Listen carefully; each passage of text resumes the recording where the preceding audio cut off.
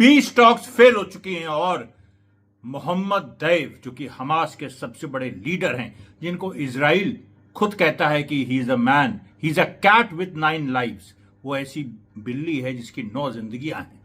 इतनी बार उनको असैसिनेट करने की कोशिश की, लेकिन मोहम्मद दैफ ने फिर से आह्वान किया है और 7 अक्टूबर का जो उनका भाषण था, उन्होंने फिर से कहा है कि सारी जितनी अरब और मुस्लिम देशों की जनता है वो रमजान में अल अक्स मस्जिद को लिबरेट कराने के लिए फिलिस्तीन की तरफ बढ़ चले। अमरीश मिश्रा स्पीक्स में आपका स्वागत है। ये सनसनीखेज जो विकास क्रम है, इसके बारे में हम आपको बताएंगे, इसकी कितनी संभावनाएं हैं, कितना ये एक इफेक्ट के लिए दिया गया है या कितना वाकई इससे जनता उद्वेलित होगी, उसके बारे में हम लोग बात करेंगे। सबसे पहले अब आज का राउंड अप आपको बता दें। हिजबुल्ला ने आज बड़ी एक मेमोरेबल चीज की है। उन्होंने करीब 22 इजरायली ठिकानों पर हमला किया है और किरियत शिमोना जो इजराइल जिसमें एल्बिट डिफेंस सिस्टम की इंडस्ट्री थी, जिसके बारे में हमने बताया था कि उसको अपनी इंडस्ट्री बंद कर देनी पड़ी, वहां वो पूरी सेटलर्स कॉलोनी ही बंद हो गई। काफी हद तक वो खाली हो चुकी थी, लेकिन फिर भी उसमें एक बड़ा हिस्सा इजरायलियों का रहता था। लेकिन पिछले हमले में जो हमने बताया था आपको, उसमें कई जो इजरायली करीब लापता हो गए, उनका बाद में पता चला कि वो मारे गए, उसमें घायल हुए। उसके बाद किरियत शिमोना पूरी तरह से बंद कर दिया गया। एक और मिलिट्री बेस सफेद जो कि लेबनान बॉर्डर के पास है, वहां भी यही स्थिति है कि उसको बंद किया जा रहा है।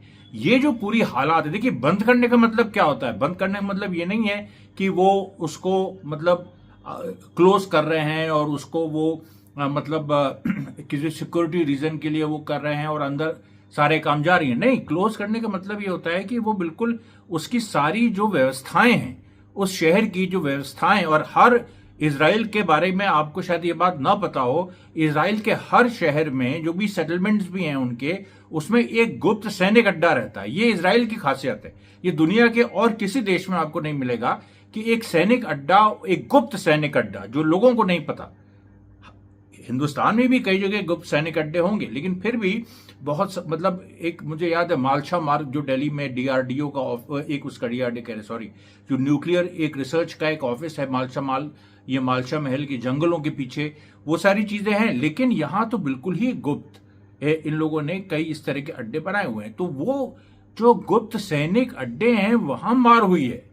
ये देखिए एक छुपा हुआ पहलू है और जिसके बारे में एक डिटेल में हम एक रिपोर्ट बना रहे हैं, एक डोजियर हम बना रहे हैं, जो हम कुछ दिनों में आपके सामने रिलीज करेंगे। अभी उसका समय नहीं है क्योंकि उसमें कुछ फैक्ट्स मिसिंग है। तो वो हम 10 अप्रैल के बाद संभवतः करीब 20-25 अप्रैल के बीच में हम उस डोजियर को हम रिलीज करेंगे और हम एक नए अंदाज में रिलीज करेंगे इस तरह से, और वीडियो पर रिलीज करेंगे कि जिसमें आप उसको पढ़ भी सकें और उस पर आप अपना असेसमेंट भी कर सकें। तो देखिए आज हिजबुल्ला की ये बात हो गई। उसके बाद क्या हुआ? उसके बाद जो उसके पैरेलल क्या हुआ? उसके पैरेलल फिलिस्तीनी रेजिस्टेंस ने जो आज हमले किए अल शिफा में, देखिए आज 11वां दिन हो गया है जब लगातार इजराइल उस पर कब्जा बनाए हुए है। लेकिन रेजिस्टेंस ने जो रेजिस्टेंस की मार है वो इस तरह की है कि इजराइल के वहां पर कई सैनिक मारे जा रहे हैं। ये हालत हो गई है कि जिस तरीके से एक समय गिवाती ब्रिगेड में विद्रोह हुआ था कि हम यहाँ गाजा में नहीं लड़ेंगे, गोलानी ब्रिगेड वो वापस हुई थी। बहुत सारी इस तरह की जो घटनाएं जनवरी फरवरी में हुई थी, जिसके बाद इजराइल ने अपनी सेना कम कर दी और जैसे मैंने आपको बताया 71 साल के लोगों को वो रिक्रूट कर रहे हैं लड़ने के लिए। तो उस तरह की स्थिति अल-शिफा कॉम्प्लेक्स में है। क्योंकि मेरी जो रिपोर्ट है जो खास अल-शिफा से आ रही है वो यही आ रही है कि जो इजरायली सोल्जर्स हैं वो उनको ये नहीं समझ में आ रहा है कि उनका टास्क क्या है। अल-शिफा में वो करने क्या गए? 11 दिन तो हो गए उस पर कब्जा जमाए, अंदर घुसे, वहां बंक। अच्छा, एक बार तो अल-शिफा में नवंबर दिसंबर में वो सब कांड हो चुका है कि हमास के टनल्स हैं यहाँ पर और वो उन्होंने जो भी वहां था वो दिखा चुके हैं दुनिया को, दुनिया उसको रिजेक्ट कर चुकी। तो वो दोबारा तो कर नहीं सकते। तो इजरायली सोल्जर्स ये नहीं समझ पा रहे हैं कि अल-शिफा के अंदर वो क्या कर रहे हैं, क्योंकि उन्होंने देखिए हत्याएं की, रेप तक की खबरें आई हैं, आप जानते हैं वहां पर बेइंतहा जुल्म की खबरें आई हैं। लेकिन वो सारी चीजें कहां किसके तरफ लीड कर रही हैं? देखिए आर्मी में ना कोई भी चीज होती है या तो ये होता है कि वो जीत गए, उसके बाद उनको अलाउ किया जाता है कि कुछ भी चाहे कर लो, और या जब कुछ ऐसी चीजें कराई जाती हैं जो आर्मी नॉर्मली नहीं करती है, तो उसके पीछे कोई ऑब्जेक्टिव होना चाहिए। आर्मी के एक सैनिक के दिमाग में जो एक यही बात होती है कि भाई हम ये कर रहे हैं तो उससे ये हासिल होगा, इसलिए हम कर रहे हैं, हमारे रेजिमेंट या हमारी यूनिट ये कर रही है। यहां पर पूरी एक जो बात आ रही है कि एक तो हथियारों की कमी, मैंने बताई थी आपको कि शेल्स नहीं है, एम्यूनेशंस नहीं है, उसकी एक लगातार कमी है। दूसरी बार वहां पर वो सिविलियंस को इतने लंबे समय तक उनको वो बांधे रख रहे हैं। अभी देखिए खबर आई कि एक फिलिस्तीनी जर्नलिस्ट जिसका आखिरी जो ट्वीट था, मतलब आखिरी एक्स का पोस्ट था, वो इसके बारे में था कि उसके भाई को अल शिफा में इजरायली सोल्जर्स मार रहे हैं। उसके बाद से वो गायब हो गई। उसका नाम मेरे ख्याल से बयान अबू सुल्तान इस तरह से है, उसका एक्स हैंडल भी है। अब उसके वो अचानक गायब हो गई, तो अब उसके बारे में देखिए, ये 19 मार्च को उसका आखिरी एक पोस्ट आया था एक्स में कि उसके भाई को इजरायली मार रहे हैं, और पत्रकार है वो। तो जो जर्नलिज्म विदाउट बॉर्डर्स एक संस्था है, उसने, या रिपोर्टर्स विदाउट बॉर्डर्स, उसने बाकायदा एक ट्विटर पे कैंपेन चलाया। उसके बाद पता चला कि नहीं, उसकी डेथ नहीं हुई है या वो खुद शहीद नहीं हुई है, वो अभी है, लेकिन बहुत एक तरह से कब्जे में है, मतलब अल शिफा हॉस्पिटल के अंदर ही है।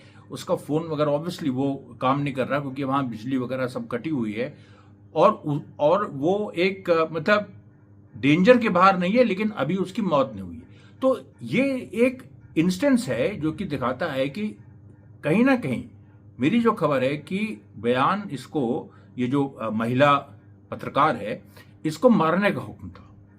ये एक अंदर से अल शिफा से बात है, लेकिन वहां इजरायली सोल्जर्स जिन्होंने इसके भाई को मारा, इसको नहीं मारा। और वो जो पूरी अंदर की जो इस समय जो अल शिफा हॉस्पिटल के अंदर की स्थिति है, उसमें देखिए जो पिछला जो एक इजरायली कमांडर था जिसने अल शिफा में ज्यादतियां की थी, वो मार दिया गया, यित्ज़हाक हॉफमैन। उसको जनवरी में हमास ने मार दिया था। बाद में ये आया कि वो जो वीडियो आया था वो यित्ज़हाक हॉफमैन का था। अभी जो उसका कमांडर है, वो अपना चेहरा नहीं दिखा रहा है, वो अपना चेहरा नहीं दिखा रहा है, छुपा हुआ वो फिर रहा है। तो जो सोल्जर्स हैं वो अपने कमांडर को नहीं देख पा रहे हैं अल शिफा के अंदर। अल शिफा की बहुत ही बुरी स्थिति है इस समय, और इसकी वजह से उन लोग अपनी सैनिटी जो है, कहीं ना कहीं दिमागी संतुलन इजरायली सोल्जर्स का अल शिफा के अंदर हिला हुआ है। और ये देखिए, ये जो बयान अबू सुल्तान है, इसकी जो घटना है अजीब सी, ये आपको वो चीज दिखाती है कि वहां एक तरफ तो इजरायली सोल्जर्स जातियां कर रहे हैं, दूसरी तरफ अपने कमांडर की बात नहीं मान रहे हैं, या कमांडर की कुछ बातें नहीं मान रहे हैं। कमांडर उनको विजिबली उस तरह से नहीं है, वो ज्यादातर मतलब उनको दिख नहीं रहा है। तो ऐसी स्थिति में देखिए, रेजिस्टेंस धीरे धीरे अल शिफा की तरफ बढ़ रहा है। उसने अपने मार तेज कर दी है, उसने टैंक्स ज्यादा मार रहा है, ज्यादा सोल्जर्स को मार रहा है, बहुत सारी चीजें ऐसी हो रही हैं। तीसरा जो प्रमुख डेवलपमेंट आज का रहा है वेस्ट बैंक में। वेस्ट बैंक में देखिए क्या है कि जेनिन की जो लड़ाई आज की थी, वो बड़ी ही डिसाइसिव थी। रोज वहां पर ऐसा होता है कि अलग अलग जगहों पर आईडीएफ इन्वेट करती है और फिर पीछे हटती, लेकिन जेनिन में आज इन लोगों ने अपने कुछ जो मैंने बताया था, स्पाई ड्रोन जो इन्होंने नया एक्वायर किया है, उसका अभी ये कंफर्म नहीं है, लेकिन जहां तक बात है कि उसका वहां इस्तेमाल हुआ, जिसके बारे में ये बात आ रही है कि एक साथ वो कई जगह देख सकता है, मतलब वो ईरान से लेके यमन तक, और तो उसको इन्होंने जेनिन में एम्प्लॉय किया था। इनका मकसद था कुछ और फिलिस्तीनी रेजिस्टेंस के कमांडर्स को असैसिनेट करना, लेकिन वो फेल हो गया क्योंकि वो जो ड्रोन था, उससे ये लोग शायद ये जेनिन से कई और जगह ये लोग नजर रखने की कोशिश कर रहे थे। वो जेनिन में जो टारगेट था, उस टारगेट को वो लोग ढूंढ नहीं पाए। और उसके बाद क्या हुआ कि जिस कमांडर को वो ढूंढ रहे थे, वो पीएफएलपी का था, people's front for the liberation of Palestine, जो वहां का लेफ्टिस्ट फोर्स है और जो हमास के साथ बिल्कुल मिल के काम कर रही है। मैंने जैसे कहा था, इस्लामिस्ट और लेफ्टिस्ट वहां एक हो गए हैं।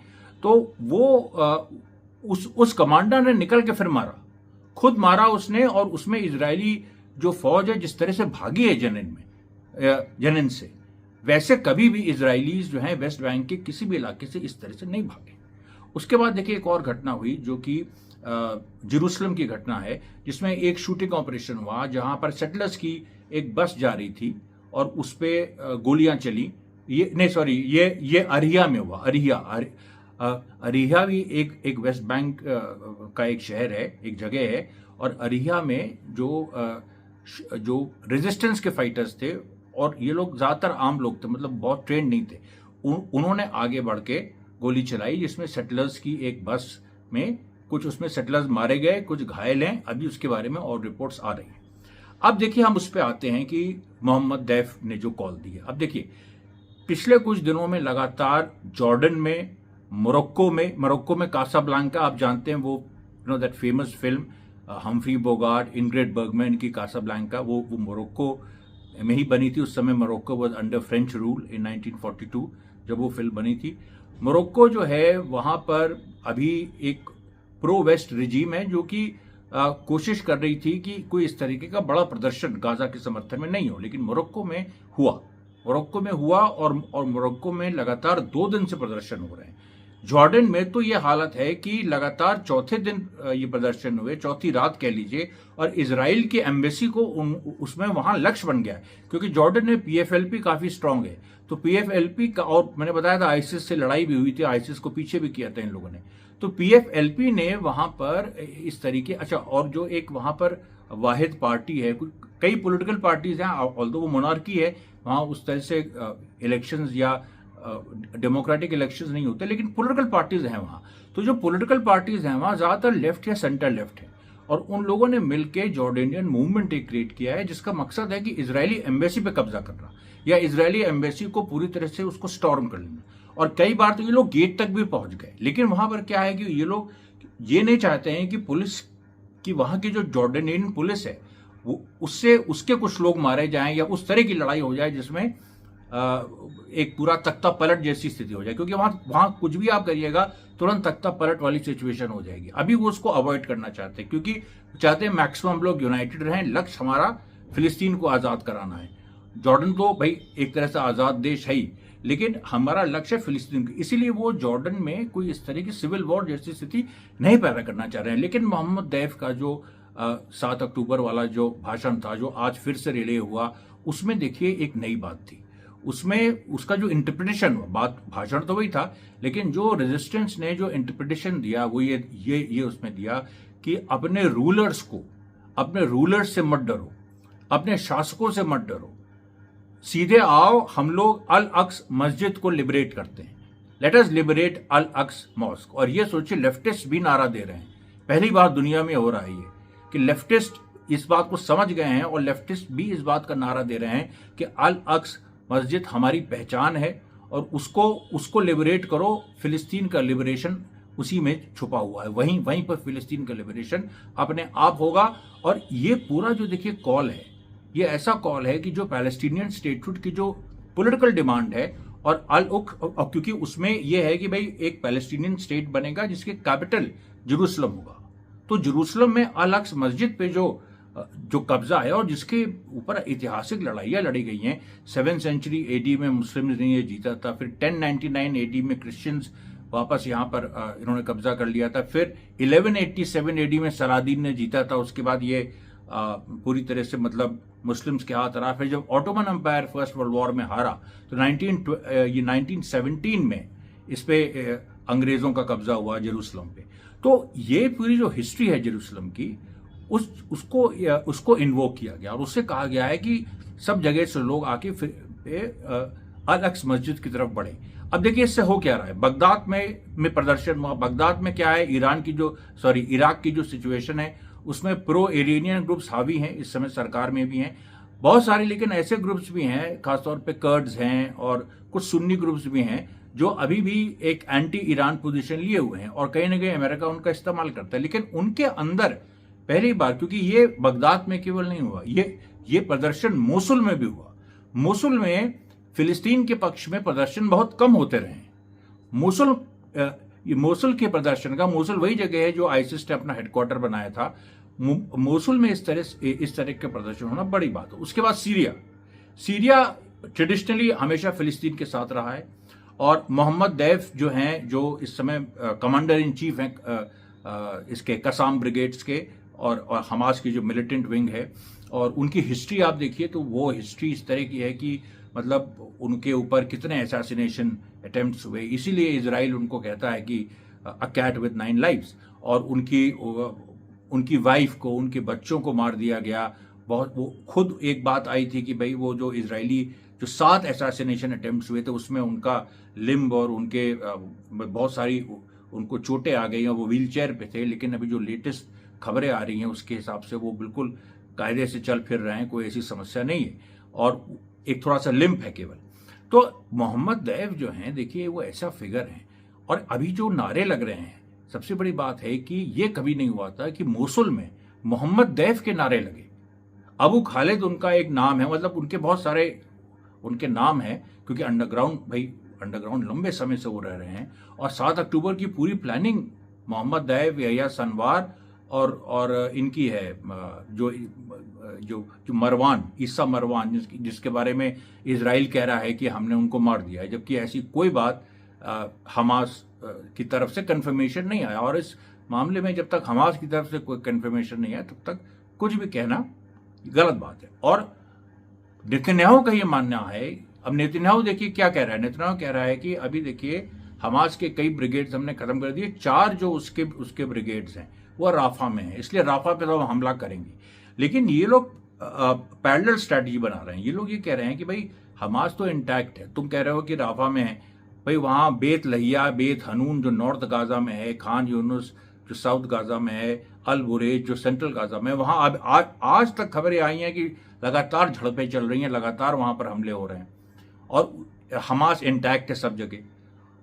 अमेरिका की एक वॉशिंगटन पोस्ट में रिपोर्ट आई कि हमास इंटैक्ट है। ये बात कि हमास खत्म हो गया, उसकी 4-5 ब्रिगेड्स बची हैं जो कि राफा में है, इसलिए राफा पे हमला करना जरूरी है। ये जो लाइन नेतन्याहू अमेरिका को सेल कर रहा है इसमें दम नहीं है। ये बात अमेरिका के ही अंदर से आ रही है, जो दूसरा पॉइंट ऑफ व्यू है। अब देखिए ऐसे माहौल में जब मोहम्मद दैफ, अबू खालिद का नाम लिया जा रहा है, जॉर्डन में लिया जा रहा है, मोसुल में लिया जा रहा है, और आप देखिए तो जो भाई ईरान तो उनके साथ है, ईरान में तो प्रदर्शन हो ही चुके हैं। और ईरान में अभी आपको बताएं, कल ही की खबर है, इस्माइल हानिये गए थे, वो जो रईसी वहाँ के प्रेसिडेंट हैं उनसे मिले, उनसे अच्छी बातचीत हुई और ये हुआ कि भाई फिलिस्तीन, मतलब रईसी ने कहा कि फिलिस्तीन के आंदोलन ने पूरी दुनिया को, अरब वर्ल्ड को तो किया ही है, पूरी दुनिया को उद्वेलित कर दिया है। और मोहम्मद दैफ ने जो अपनी बात कही उसमें उन्होंने जो अलग सेलिब्रेट करने की बात कही, वो एक ऐसा सेंसिटिव इशू है जिसमें देखिए जो महिलाओं के साथ फिलिस्तीन में हुआ वो हर पूरे अरब देश, जितने अरब देश हैं और पूरी दुनिया में उसका कंडेमनेशन हुआ है और लोग गुस्सा हैं। लेकिन जो अल अक्स मस्जिद को लिबरेट कराने की बात है कि उसको मुक्त करो, क्योंकि देखिए उसमें पूरी तरह से वो it's a holy place for Christians, Jews and Muslims, लेकिन मुस्लिम्स का उसमें प्राइमरी हक बनता है। और जो क्रिश्चियंस हैं वो भी इस चीज को, जो वहां के क्रिश्चियंस हैं वो भी इस बात को मानते हैं, लेकिन जूज उसको अपना कहीं ना कहीं टेम्पल ऑफ सोलोमन की जो बात आती है उसमें वो तब्दील करना चाहते हैं। अब अल अक्स मस्जिद के बारे में देखिए, अगर एक और ये जो आने वाला फ्राइडे है जो नेक्स्ट, इसमें देखिए कुछ बहुत बड़ा होने वाला है। मेरा ये प्रेडिक्शन है, आप याद रखिएगा, कुछ बहुत बड़ा होने वाला है, क्योंकि जिस तरीके की मास रिस्पॉन्स आ रहा है उस तरीके का मास रिस्पॉन्स रमजान में पहली बार आ रहा है। और ये बड़ा कैलकुलेटेड है, क्योंकि हमास देखिए एक एक चीज कैलकुलेट करके चलता है। उस मोहम्मद दैफ की ये लेगेसी है। मोहम्मद दैफ ने हमास को जो एक कुछ एमेचर सेल्स थे 1990s में, कुछ जो जोशीले नौजवान उनके ग्रुप्स थे जो लड़ते भिड़ते थे, जो जान देने को तैयार थे, लेकिन बहुत ऑर्गेनाइज नहीं थे। उनको मोहम्मद दैफ जब 2002 में कसाम ब्रिगेड्स के जो मिलिट्री विंग है हमास की, उसके हेड बने, तो उन्होंने पूरा एक ऑर्गेनाइज शेप दिया, एक मिलिट्री शेप दिया। बहुत सारी चीजें, इंजीनियर्स बाहर से बुलाना, फैक्ट्रीज लगाना, टनल वॉरफेयर और रॉकेट जो हमास फायर करता, उसके बीच कैसे सामंजस्य बिठाना है, क्योंकि मोहम्मद दैफ का मिलिट्री माइंड बहुत स्ट्रांग है, वो ओरिजिनल है, वो कोई ऐसा नहीं कि कहीं कोई मिलिट्री की ट्रेनिंग उनको है, वो ओरिजिनल उनका मिलिट्री माइंड जो है बहुत स्ट्रांग है। तो उन्होंने ये पूरी एक organised fighting military, almost like a military, क्योंकि देखिए एक ना एक दिन हमास को खुले मैदान में आमने सामने भी इजराइल से लड़ना पड़ेगा। और मेरी जो खबर है वो ये है कि इसके लिए भी हमास के स्पेशल जो ग्रुप्स हैं उनको ट्रेन किया गया है। अभी कम से कम 20 से 25 हजार ऐसे फाइटर्स हैं जो मैदान में नहीं उतारे गए हैं, क्योंकि वो गुरिल्ला वॉरफेयर के लिए ट्रेन नहीं है। वो आमने सामने की जो लड़ाई होती है, जो कॉलम्स की लड़ाई होती है, जब दो सेनाएं आमने सामने भीड़ थी, उसके लिए वो रिजर्व की हुई है। वो कहाँ है किसी को नहीं पता। तो ये देखिए इस तरह की जो एक्सटेंसिव प्लानिंग है, लेकिन अभी मास मूवमेंट का दौर है। सबसे पहले जनता उद्वेलित हो, जनता पूरे अरब दुनिया की वो अल कुद्स मस्जिद की तरफ बढ़े, जेरूसलम की तरफ बढ़े, और उसमें उन्होंने जो कह दिया है कि इस बार के शासकों के खिलाफ भी विद्रोह कर दो। बहुत सारे लोगों ने, हमारे अमरीश मिश्रा स्पीक्स में भी बहुत सारे जो दर्शक हैं उन्होंने भी इस बात को कहा है कि जो अरब मुल्क के जो शासक हैं उन्होंने अपनी इनसेंसिटिविटी को परेशान कर दिया है। सऊदी अरेबिया सबसे बड़ी बात है। देखिए सऊदी अरेबिया में क्या है, अभी तक कोई प्रदर्शन इतना बड़ा नहीं हुआ है, लेकिन सऊदी अरेबिया से जो खबरें आ रही हैं, खासतौर पे यहाँ से जो हेजाज जो है, जहाँ पर मक्का मदीना है, और जहाँ से अरब रिवोल्ट शुरू हुआ था 1915 का, जिसको बाद में अंग्रेज़ों ने मैनिपुलेट करके अपने पक्ष में कर लिया और उनको एक तरह से बेवकूफ़ बनाया अरब्स को कि तुम ऑटोमन एम्पायर के खिलाफ रिवोल्ट करो, हम तुम्हारा साथ देंगे। लेकिन बाद में उनको अरब होमलैंड नहीं दिया, अलग अलग देशों में बांट दिया। तो जो हिजाज है, हिजाज जिसमें जो जॉर्डन का इस समय राजा है, उसके एंसेस्टर, जैसे मैंने बताया था, हुसैन बिन अली, सबसे बड़े जो उस समय लीडर थे 1915 में, जो मक्का मदीना के वो थे, सबसे बड़े चीफ काजी थे। तो वहाँ हिजाज में प्रदर्शन हुए, और हिजाज के जो माहौल है, हिजाज से देखिए कोई भी सऊदी अरेबिया में क्रांति होती तो हिजाज से शुरू होती है, और जो रूलिंग डायनेस्टी है वो नज्द की है, और वो इस बारे में बहुत सेंसिटिव है कि हिजाज में कुछ ना हो। लेकिन वो हिजाज में बहुत ज़्यादा रिप्रेशन नहीं कर सकती। वो मोनार्की है, लेकिन वो हिजाज को बहुत ज़्यादा उसमें दबा नहीं सकती वहाँ। और बहुत हद तक जो सऊदी अरेबिया की जो मिलिट्री है उसके कॉम्पोजिशन में हिजाज का एक बड़ी भूमिका है। तो ये जो सारे देखिए पहलू हैं, ये मैं आपको अंदर की चीज़ें बता रहा हूँ। यमन देखिए पूरी तरह से आंदोलित है, यमन लगातार मार कर रहा है। यमन को तो बस एक इंतज़ार है कि मतलब हमको कब हम अपने पैदल सैनिक भी लगातार वहाँ पर भेजने को तैयार है। तो ये जो देखिए एक नई कॉल आई है मोहम्मद दैफ की तरफ से और फिलिस्तीनी रेजिस्टेंस की तरफ से, इसको बहुत ही गंभीरता से अमेरिका ले रहा है। इजराइल भी इसको गंभीरता से ले रहा है, लेकिन इजराइल में समस्या क्या है कि जो नेतन्याहू है, नेतन्याहू खुद अपने बहुत सारी चीज़ों को लोगों तक पहुंचने नहीं देना चाहता है, क्योंकि वो संकट को कुछ ना कुछ छुपाना चाह रहा है। थोड़ा सा ये एटीट्यूड उसका होता है, अरे हम तो देख लेंगे। अभी तक इतनी बुरी मार नेतन्याहू ने खाई है, खुद उसके प्रेस ने, जो हैरिट्स और तमाम अखबार हैं, उन्होंने उसको डिलूजनल तक कह दिया है, उसको यहाँ तक कह दिया है कि जो अमेरिका से ट्रेडिशनल अलायंस है जो कि कभी टूटना नहीं चाहिए, वो तक ये मतलब नेतन्याहू तोड़ सकता है। और इसके लिए उसकी इतनी भर्त्सना हुई है, फिर भी उसका ये एटीट्यूड है कि हम तो देखिए ये कर देंगे, हम तो वो उखाड़ लेंगे।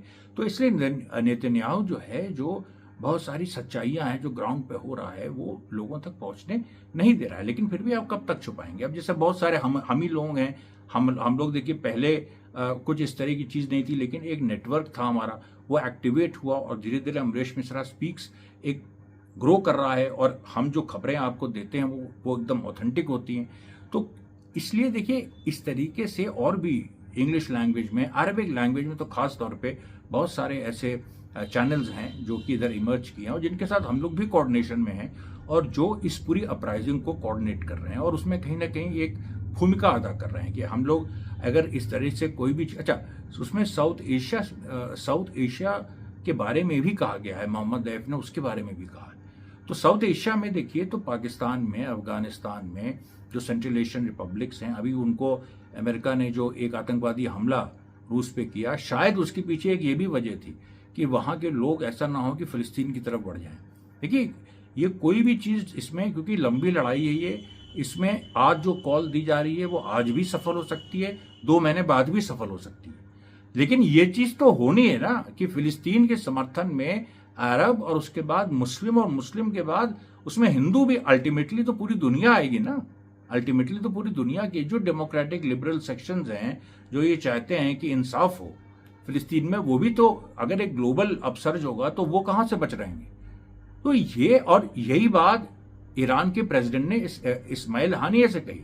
उन्होंने कहा कि ये एक ग्लोबल अपसर्ज की तरफ चीजें जा रही हैं, इसी बात को उन्होंने कहा। तो अब आप देखिए कि ये जितने भी देश हैं, ये सारे देश इस बारे में अभी अच्छा इंटेलिजेंस रिपोर्ट जो पाकिस्तान की है उसमें ये बात आ रही है सामने कि एक बड़ा हिस्सा, एक बड़ा प्रदर्शन इस्लामाबाद में फिलिस्तीन को लेके कभी भी हो सकता है। अब पाकिस्तान की अंदरूनी स्थिति, अंदरूनी पॉलिटिक्स, उस पर मैं नहीं जाऊंगा, लेकिन उसमें बहुत सारी खींचतान है, उसको लेके अभी वहां के लोग उसमें इन्वॉल्व हैं। लेकिन उसमें धीरे धीरे जनता के अंदर ये भी चीज एक हो रही है कि फिलिस्तीन के समर्थन में उतरा जाए।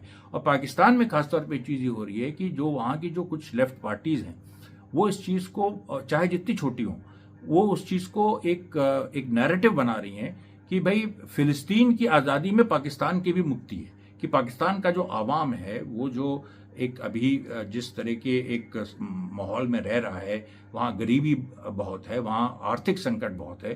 तो आर्थिक संकट जो है, बेरोजगारी है, तो आर्थिक संकट का जो सलूशन है वो फिलिस्तीन के पक्ष में खड़े हो और फिलिस्तीन को आज़ाद कराओ। तो पाकिस्तान की भी जो एक जनता की आज़ादी है, मुल्क तो आज़ाद है पाकिस्तान, एक जनता की आज़ादी है, वो वहाँ पर पाकिस्तान में एक उसके हालात पैदा हो सकते हैं। अफगानिस्तान में तालिबान ने रशा से अच्छे रिश्ते कर लिए और वहाँ पर अगर कुछ ऐसी चीज़ बनती है तो तालिबान, हालांकि तालिबान ने अपने को अभी तक फिलिस्तीनी मुद्दे से दूर रखा है, लेकिन वहाँ पर जो मास लेवल पे, पीपल्स लेवल पे, वहाँ पर एक आम बात है। आप अफगानिस्तान में, हमने अपने सोर्सेज से बात की, अफगानिस्तान में आम बात है कि लोग फिलिस्तीन जाने को और वहाँ पर लड़ने को तैयार है।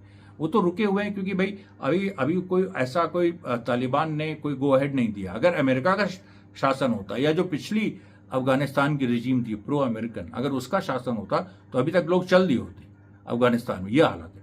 5 सेंट्रल एशियन रिपब्लिक्स में भी यही हालत है।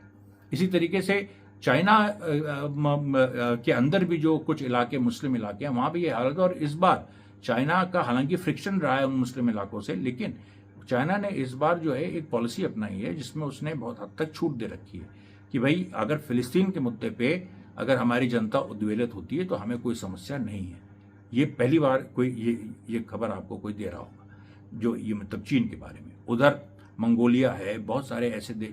तो ये देखिए कितना बड़ा ये पूरा थिएटर है।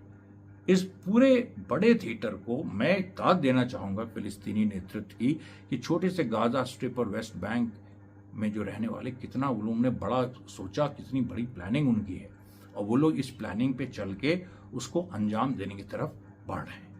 धन्यवाद साथियों, बहुत बहुत धन्यवाद। हम जल्दी आपके बीच आएंगे। मैं कुछ चीज़ें जो हैं वो आपको जो बताता हूँ उसको इतने विस्तार से बताता हूँ क्योंकि देखिए विस्तार में एक नई अनुभूति है। उससे जो चीज़ें पता लगती हैं वो एक खुद को समझने के लिए और आगे बढ़ाने के लिए बहुत ज़रूरी होती है। Thanks again, thank you.